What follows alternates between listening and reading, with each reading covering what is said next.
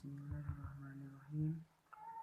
Assalamualaikum warahmatullahi wabarakatuh. Perkenalkan, nama saya M. Rizky Madia dari jurusan Sistem Informasi kelas A. Pengantar ilmu komputer, dosen Ibu Ervina Eskom Mkom, Universitas Islam Negeri Alauddin Makassar. Topik yang kali ini akan saya bahas yaitu perkembangan komputer dari generasi ke generasi. Langsung saja kita masuk ke pokok pembahasan, yaitu komputer generasi pertama tahun 1942 sampai 1959. Bisa dibilang generasi ini adalah digital elektronik. Julukan dari generasi ini adalah Electronic Numerical Integrator and Calculator yang mulai dirancang pada tahun 1942. Pada generasi satu ini, ukuran fisik komputer yang lebih besar, ruang yang luas dibutuhkan untuk komputer generasi pertama ini. Selain itu, instruksi operasi dari sistem komputer dibuat untuk tugas tertentu secara spesifik. Bisa teman-teman lihat di atas adalah contoh gambar komputer generasi pertama ini. Perkembangan komputer generasi pertama dari program. Program yang dibuat hanya bisa memakai bahasa mesin. Komputer mempunyai sebuah silinder magnetik. Alat tersebut disebut dengan magnetic disk and magnetic tape untuk menyimpan suatu data. Komputer ini juga memiliki daya listrik yang cukup besar. Suhu komputernya juga cepat panas sehingga membutuhkan pendingin. Daya simpannya juga termasuk kecil sehingga proses saat memakai komputer ini kurang cepat. Selanjutnya pada memori. Untuk memori utama memakai konsep storage program. Nama memori ini dipakai dalam generasi pertama adalah magnetic core storage. Sirkuitnya menggunakan teknologi yang diberikan tabung vakum. Selanjutnya adalah CPU. Pada generasi pertama ini bisa dibilang mesin pertama yang mampu mengoperasikan semua sistem komputer. Program pertama kali yang dikembangkan dengan perangkat komputer dipakai untuk peluru kendali dan desain komputer pesawat. Konrad Zuse, seorang insinyur asal Jerman, adalah ilmuwan yang membuat konsep satu ini. Pada 1940-an, komputer sempat mengalami perkembangan berikutnya yang dibuat oleh John von Neumann, yaitu teknologi CPU. Disinilah teknologi komputer berkembang secara keseluruhan dari satu sistem komputer. Program utama di dalam komputer generasi pertama ini adalah bahasa mesin atau machine language, dan bahasanya yang masih harus beradaptasi dengan bahasa manusia. Selanjutnya, ciri-ciri komputer generasi pertama. Hanya untuk menghitung, menggunakan vacuum tube, menggunakan daya listrik yang lebih besar. Komputernya berukuran sangat besar, menggunakan silinder magnetik untuk menyimpan suatu data. Programnya menggunakan bahasa mesin. Kapasitas penyimpanannya masih kecil. Selanjutnya memerlukan mesin pendingin. Kita masuk komputer generasi kedua tahun 1959 sampai 1965. Salah satu penemuan penting pada generasi kedua ini adalah transistor. Alat ini akan membantu kerja komputer lebih maksimal dengan bantuan alat yang sangat kecil.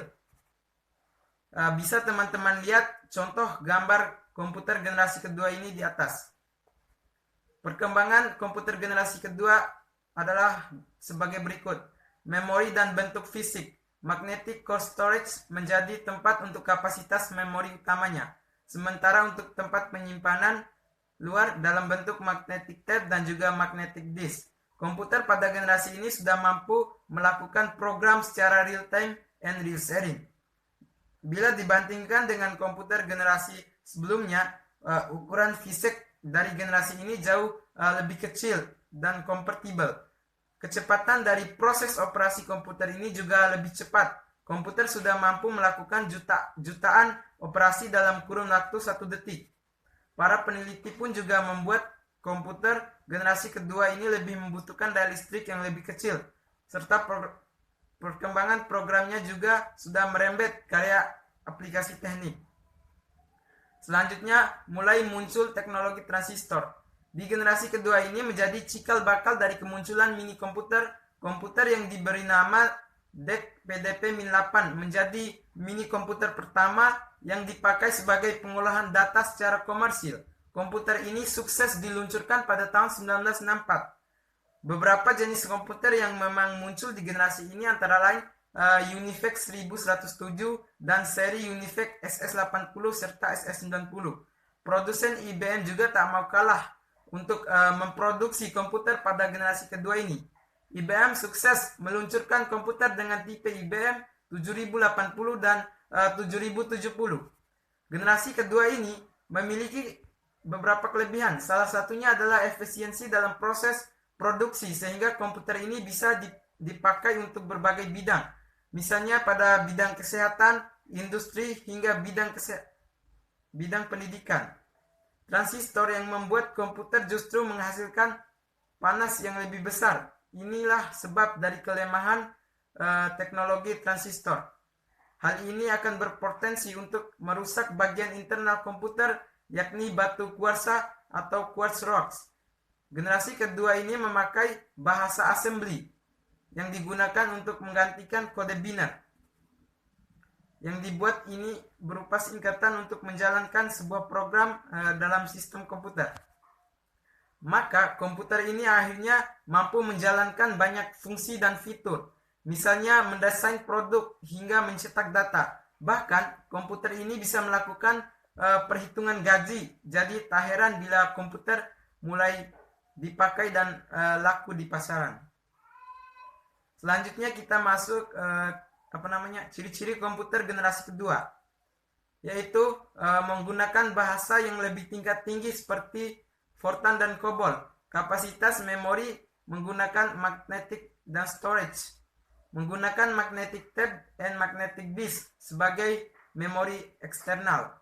Dapat memproses secara real time and real sharing. Ukuran jauh lebih kecil dibanding komputer generasi pertama. Kinerja lebih cepat, daya listrik yang dibutuhkan lebih kecil. Penggunaan program pada aplikasi bisnis dan teknik. Selanjutnya kita masuk komputer generasi ketiga tahun 1964 sampai 1970. Semakin ke sini pastinya semakin banyak perubahan yang membantu kerja manusia. Berikut beberapa perkembangan komputer generasi ketiga. Yang pertama, software yang lebih canggih. Software yang bisa dipakai dalam generasi ketiga ini juga semakin banyak dan bervariasi. Beberapa software mulai dikembangkan supaya bisa beroperasi di komputer. Untuk urusan kapasitas memori, komputer generasi ini punya kapasitas yang lebih besar. Awalnya hanya mampu sampai ribuan karakter. Saat ini bisa menyimpan hingga ratusan ribu karakter. Bisa teman-teman lihat contoh gambar komputer generasi ketiga di atas. Selanjutnya yaitu sistem integrated circuit. Ciri-ciri yang cukup menonjol dari generasi ketiga ini adalah munculnya teknologi IC. Transistor yang ditemukan pada generasi kedua kemudian diupdate sehingga bisa menjadi satu dalam sebuah sistem yang diberi nama IC. Fungsi dari IC ini adalah membuat komputer bekerja lebih cepat dan juga tepat. Berkat IC, kecepatan dari komputer generasi ketiga ini 10.000 kali. Jauh lebih cepat dibanding komputer generasi pertama. Tentu saja bila teknologi dibandingkan dengan generasi pertama, salah satu kemampuan yang cukup disukai banyak orang adalah mampu melakukan multitasking dan juga multiprocessing. Pemakaian komputer tidak lagi membutuhkan waktu yang lama. Kerja komputer yang tak terlalu berat juga membuat mesinnya tidak cepat panas. Yang selanjutnya, visual display and memory. Perubahan lainnya dalam generasi kedua ini adalah adanya terminal visual display. Selain itu, komputer juga sudah mulai mengeluarkan suara. Untuk urusan memori, komputer ini memakai disket magnetik atau disebut dengan external disk. Memori ini memiliki cara kerja random access atau pengaksesan data secara acak. Teknologi ini juga didukung dengan kapasitas besar hingga jutaan karakter. Kemampuan generasi ini bahkan bisa melakukan komunikasi dengan komputer lainnya.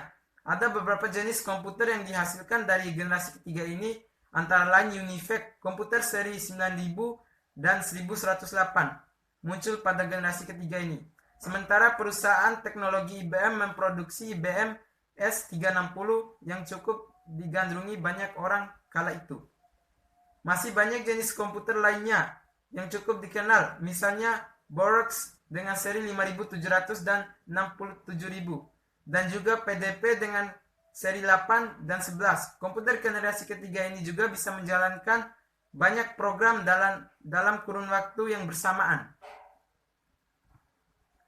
Selanjutnya kita masuk ciri-ciri komputer generasi ketiga, yaitu daya listrik yang dibutuhkan lebih kecil, harga terjangkau, memori lebih besar, komputer dapat melakukan multiprocessing, software meningkat, dapat terhubung dengan komputer lain, disket magnetik sebagai penyimpanan eksternal, memakai visual display dapat mengeluarkan suara, kecepatannya 10.000 kali dibandingkan dengan generasi pertama.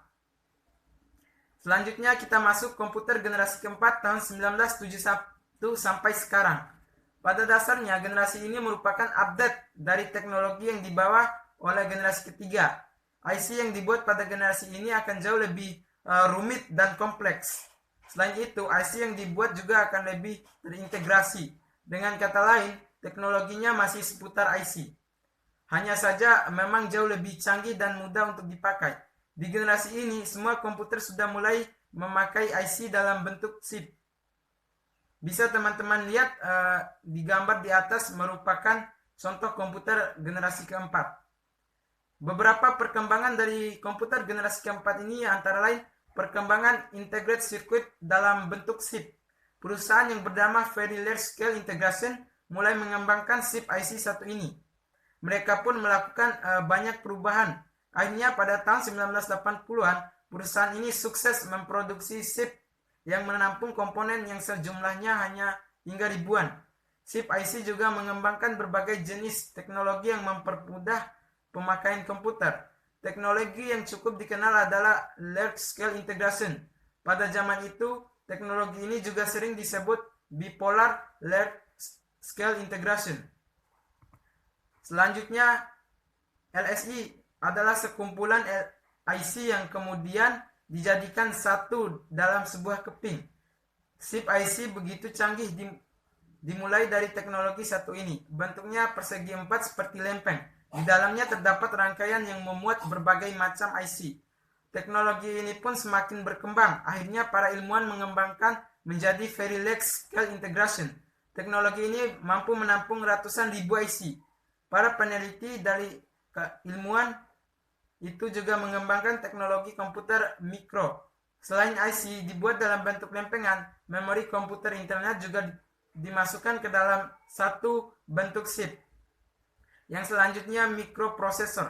Pada generasi ini, komputer mikro sudah dikembangkan lebih maju lagi. Tak hanya dari segi ukuran saja, komputer mikro sudah memakai teknologi yang disebut dengan mikroprosesor dan juga semikonduktor. Semua teknologi ini sudah digabung dalam satu chip yang digunakan sebagai memori komputer. Pada generasi keempat ini juga sukses menghasilkan berbagai komputer yang canggih. Tidak ada jenis komputer yang bisa dibilang kompatibel, sebab generasi ini pada awalnya mengenal standar komputer yang ringkas, seperti PC yang Anda kenal sekarang. Yang selanjutnya bentuk yang lebih ringkas. Barulah di akhir generasi keempat ini dibasarkan personal komputer atau PC. Produsen mulai mengincar pasar perorangan. Artinya komputer tidak hanya digunakan untuk urusan bisnis mata. Produsen juga mulai mengembangkan teknologi yang lebih fleksibel yang bisa dibawa kemana-mana. Inilah modal dari awal kemunculan laptop.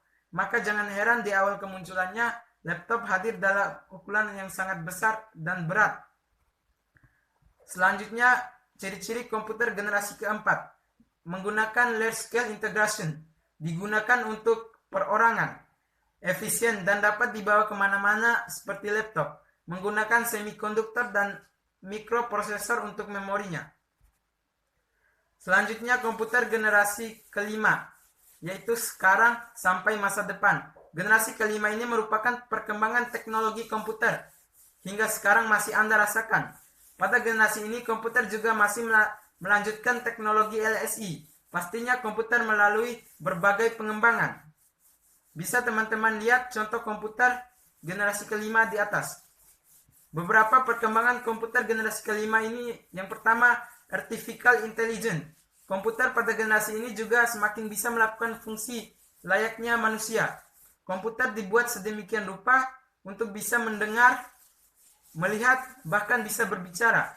Para pengembang ini menjadikan komputer benar-benar memiliki kecerdasan tersendiri.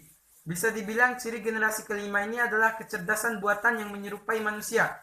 Bahkan sering dibawa oleh generasi ini adalah artificial intelligence atau AI.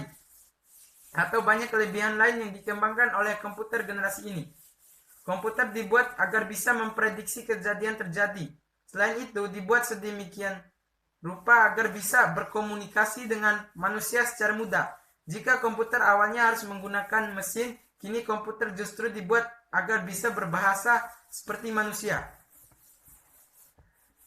Selanjutnya, perkembangan hardware. Perkembangan komputer ini juga berhubungan dengan hardware. Sebisa mungkin generasi kelima ini membuat komputer yang disesuaikan dengan kebutuhan.